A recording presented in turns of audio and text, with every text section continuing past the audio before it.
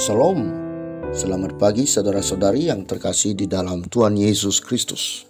Selamat berjumpa kembali di dalam renungan pagi hari ini.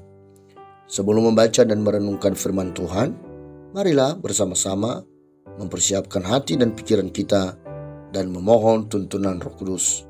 Mari kita berdoa. Kami datang kepadamu ya Tuhan yang Maha Tinggi, Bapa yang penuh kasih setia kepada kami, yang selalu mencurahkan berkat bagi kami. Dimuliakanlah namamu selalu. Terima kasih untuk nafas kehidupan baru yang boleh kami terima saat ini. Demikian juga untuk kesehatan dan kekuatan yang kau berikan, sehingga kami bisa ada saat ini untuk menyapamu. Selanjutnya kami akan membaca sebagian firman-Mu untuk kami jadikan pedoman dan meniti hari-hari kami. Kami memohon pimpinan Roh Kudus-Mu, kiranya memberikan kami bimbingan untuk dapat memahami firman-Mu. Inilah kami di hadapan-Mu. Kami siap dituntun dan diteburi firman-Mu. Dalam nama Yesus kami berdoa. Amin. Saudara-saudari yang dikasihi Tuhan, renungan firman Tuhan pada pagi hari ini terambil dari Lukas pasal 16 ayat 19 sampai 31. Saudara dapat membacanya terlebih dahulu, dan saya akan membaca ayat 19 sampai 23 untuk kita. Demikianlah firman Tuhan. Ada seorang kaya yang selalu berpakaian jubah ungu dan kain halus, dan setiap hari ia bersukaria dalam kemewahan. Dan ada seorang pengemis bernama Lazarus, badannya penuh dengan borok, berbaring dekat pintu rumah orang kaya itu, dan ingin menghilangkan laparnya dengan apa yang jatuh dari meja orang kaya itu. Malahan anjing-anjing datang dan menjilat boroknya. Kemudian matilah orang miskin itu, lalu dibawa oleh malaikat-malaikat ke pangkuan Abraham. Orang kaya itu juga mati, lalu dikubur. Dan sementara ia menderita sengsara di alam maut, ia memandang ke atas, dan dari jauh dilihatnya Abraham dan Lazarus duduk di pangkuannya. Saudara-saudariku yang terkasih, judul renungan pada pagi hari ini adalah Selagi Ada Waktu. Saudara-saudari yang dikasihi Tuhan, sebuah buku yang diterbitkan oleh penerbit Cipta oleh Pustaka berjudul You Raise Me Up menceritakan kisah nyata tentang sebuah keluarga yang terpuruk dalam kesedihan berbulan-bulan lamanya karena anak terkasih bernama Andreas Wijaya Mianto atau Andre meninggal dunia secara mendadak.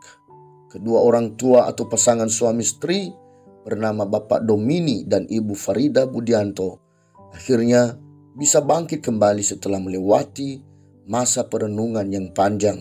Dan selama masa itu pula lah mereka sebagai orang tua menyadari bahwa mereka adalah keluarga yang sangat diberkati Tuhan karena dipinjamkan seorang anak sebaik Andre. Andre telah banyak melakukan hal terpuji tanpa sepengetahuan mereka yang akhirnya terungkap setelah kepergiannya. Andre kecil adalah anak yang mandiri, anak yang menghormati orang tua, sayang kepada keluarga, sabar, mengalah, menghargai orang lain, peduli terhadap teman dan orang di sekitar, suka menolong orang susah, pintar, senang melukis, dan mempunyai pemikiran yang dewasa. Ia terlahir dengan kedua mata tidak normal dan mengalami kegagalan pada operasi pertamanya. Tapi dengan mantap, ia meyakinkan orang tuanya bahwa ia akan sembuh. Ia mempunyai iman yang kokoh bahwa Tuhan Yesus akan menyembuhkannya dan berjanji kepada orang tuanya bila hal tersebut terjadi, maka ia akan memberi kesaksian di gereja. Tanpa segan, Andre kecil datang seorang diri ke persekutuan doa, meminta agar ia didoakan oleh umat yang hadir. Mujizat terjadi ketika Andre diperiksakan ke dokter. Kedua matanya sembuh sempurna tanpa harus menjalani operasi kedua sebagaimana disarankan oleh dokter. Beberapa hari sebelum meninggal, ia menyatakan keinginannya kepada guru agamanya bahwa ia ingin menjadi seorang hamba Tuhan, dan sebelumnya ia juga pernah bertanya kepada orang tuanya tentang sorga, ingin mengetahui apa saja yang dilakukan di sorga selain memuji Tuhan. Saudara-saudari yang dikasihi Tuhan, eksistensi manusia setelah kematian belumlah selesai. Manusia akan masuk ke kehidupan kekal setelah kematian. Namun kelihatannya, kehidupan di dunia yang hanya sementara ini lebih disukai manusia. Hal ini dapat kita ketahui dari respon rasa sedih yang ditunjukkan orang yang ditinggalkan oleh kerabatnya karena peristiwa kematian. Juga bisa dilihat dari sikap manusia yang sangat menikmati kehidupan duniawi, mengumpulkan harta duniawi, tetapi lupa mengumpulkan harta surgawi. Saudara-saudari yang dikasihi Tuhan, Tuhan sudah mempersiapkan segala sesuatu bagi kita, termasuk menetapkan waktu kematian kita. Kita tidak mengetahui kapan hidup di dunia ini akan berakhir, karena kematian datang secara tiba-tiba, secara diam-diam, tanpa permisi, tanpa persetujuan, tanpa mengenal waktu. Dan dikala ia datang, tidak seorang pun mampu menghentikannya, apalagi menundanya, walau hanya sedetik saja. Di saat kita sudah memasuki kehidupan kedua, yaitu kehidupan kekal, maka tidak akan ada lagi yang dapat kita ubah. Bagaimana kehidupan dunia, kita akan menentukan nasib kekal kita. Tertulis di 2 Korintus pasal 5 ayat 10 demikian. Sebab kita semua harus menghadap takhta pengadilan Kristus, supaya setiap orang memperoleh apa yang patut diterimanya, sesuai dengan yang dilakukannya dalam hidupnya ini, baik ataupun jahat. Saudara-saudari yang dikasihi Tuhan, kisah tentang orang kaya dan Lazarus yang miskin menunjukkan betapa orang kaya tersebut tidak dapat berbuat apa-apa. Ia yang sudah merasakan kesenangan semasa hidup di dunia, akhirnya merasakan penderitaan yang kekal di kehidupan keduanya.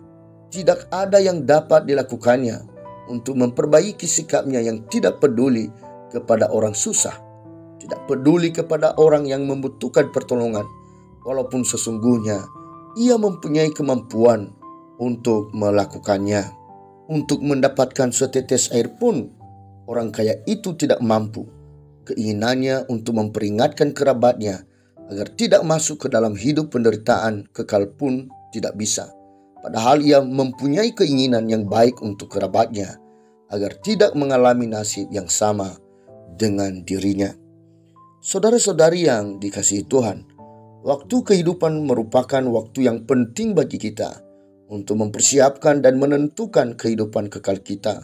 Selagi ada waktu, yaitu waktu hidup di dunia ini, pergunakanlah dengan bijak.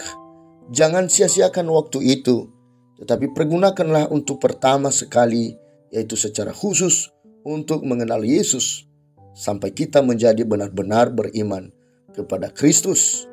Sebagai orang percaya yang beriman kepada Yesus, hidup kita pasti diselamatkan, dan sebagai ungkapan syukur kepada Tuhan, kita harus hidup melayani Tuhan, memberitakan Injil keselamatan, melakukan hal-hal yang baik dan benar seturut firman Tuhan di dalam mengasihi sesama kita, menolong orang yang lemah, hidup jujur, mengabdi kepada orang tua, dan lain-lain, melakukan kebenarannya.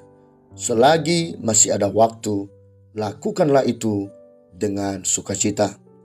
Saudara-saudari yang dikasihi Tuhan, mari kita pergunakan waktu selagi ada kesempatan, karena waktu sudah sangat terbatas.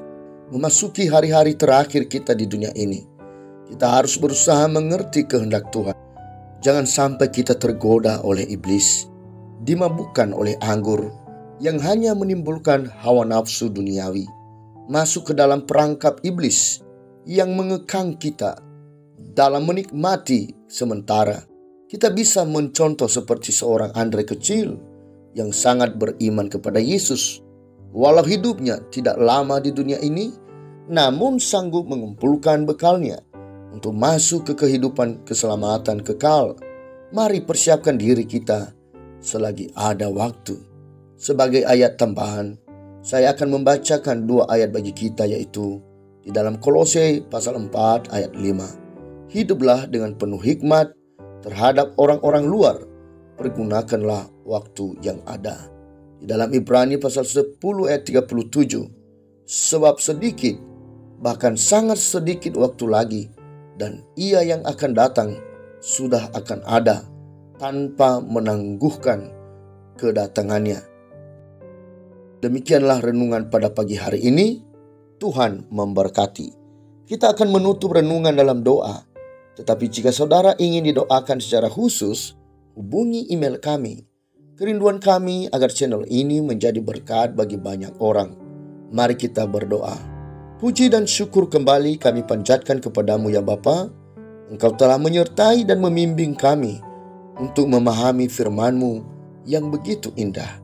Engkau benar-benar memperhatikan kami dan mengingatkan kami hari ini agar kami mempersiapkan diri agar dapat memasuki hidup kekal bersama-Mu. Terima kasih Bapa, tuntunlah kami selalu. Kami mengakui kelemahan kami sebagai manusia yang mudah sekali lupa akan kehendak-Mu. Kami sering mengikuti hawa nafsu kami di dalam menjalani kehidupan ini.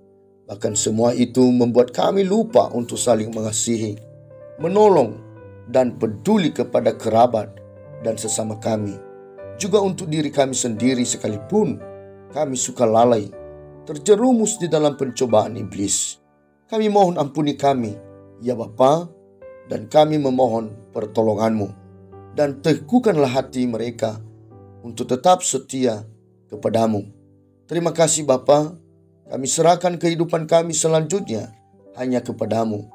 Biarlah apa yang kami lakukan selalu memuliakan nama-Mu. Inilah doa kami ya Bapa. Di dalam nama Tuhan Yesus Kristus kami berdoa. Amin. Saudara-saudari, mulailah harimu, kiranya kasih dan anugerah Tuhan senantiasa melimpah di dalam kehidupanmu. Muliakanlah Tuhan di dalam setiap aktivitasmu, dan jadilah saksi hidup bagi firman-Nya. Roh Kudus menyertai kita semua. Sampai berjumpa kembali di renungan berikutnya. Tuhan Yesus memberkati.